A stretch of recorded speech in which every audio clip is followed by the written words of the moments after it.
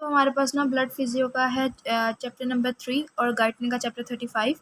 अब इसमें से कैसे क्वेश्चन आते हैं कि डिफाइन इम्यूनिटी, क्लासीफाई इम्यूनिटी, या इम्यूनिटी दे के पूछ लेते हैं कि हाउ इट्स मैकेनिज्म, इस तरीके के सवाल आते हैं। इसमें से एक इंपॉर्टेंट क्वेश्चन आता है क्लासिकल पाथवे का। मतलब 2-3 चीज़ें हैं गिनती की जो हमें आनी चाहिए।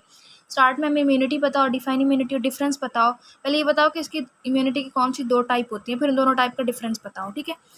नेक्स्ट में हमारे पास एक्वायर्ड इम्यूनिटी, ह्यूमरल और सेल मेडिएटेड इम्यूनिटी का ना हमें डिफरेंस बताओ, और एक्वायर्ड इम्यूनिटी की डेफिनेशन बताओ। अब हम अपनी ये चीज़ ना जेपी से भी कर सकते हैं। देखो बच्चों, अब जेपी से ना आप लोगों ने इनेट इम्यूनिटी और एक्वायर्ड इम्यूनिटी का डिफरेंस कर लेना, और एक मैकेनिज्म दिखा रही हूँ वो मैकेनिज्म कर लेना।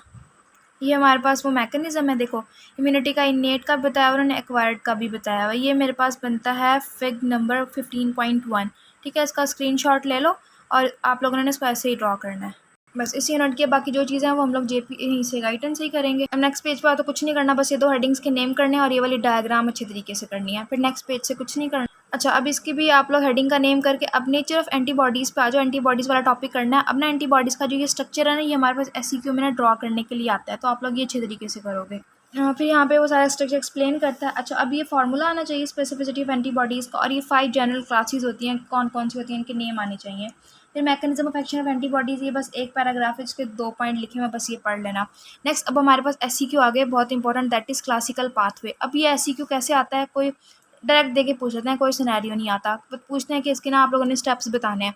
तो आप लोग इसमें क्या करोगे, पहले ये डायग्राम बहुत बहुत बहुत अच्छे तरीके से कैस्केड आना चाहिए, और फिर इसके 5 पॉइंट आने चाहिए। जिसको एक कैस्केड आता है ना, वो अंदर खुद ही लिख लेगा, ठीक है।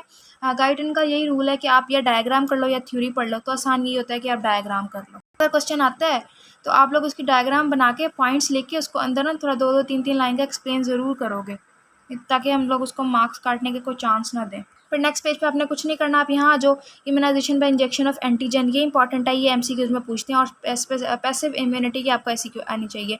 अच्छा, अब एलर्जी हाइपर सेंसिटिविटी, वो ये रिएक्शंस देते हैं हमारे पास रीड करने के लिए, आप लोग इसको रीड कर लेना, लेकिन वो सिनेरियो में दे देते हैं, लेकिन जो इंपॉर्टेंट है वो नेक्स्ट पेज वाला। अब जो सिनेरियो पिक होता है ना, एक एनाफाइलैक्सिस से कर लेते हैं, अर्टिकेरिया से कर लेते हैं, हे फीवर से कर लेते हैं, और एजमा से करते हैं। आपको इनके फीचर्स पता हो कि इन चारों बीमारियों में असल में होता क्या है, ठीक है। हाइपर सेंसिटिविटी है ना, एक चीज़ से इंसान एक चीज़ से एलर्जी क्या है, और वो उसको एक्सपोज हो जाए तो फिर उसको कोई ना कोई तो रिएक्शन आएगा ना, तो इसमें उन्होंने यही बातें बताई हुई हैं। लास्ट में बस फिर हम लोगों ने ना इस चैप्टर के अपने कर लेने हैं ये एससीक्यूज पास वाले, और इस तरीके से हमारा चैप्टर डन हो जाता है।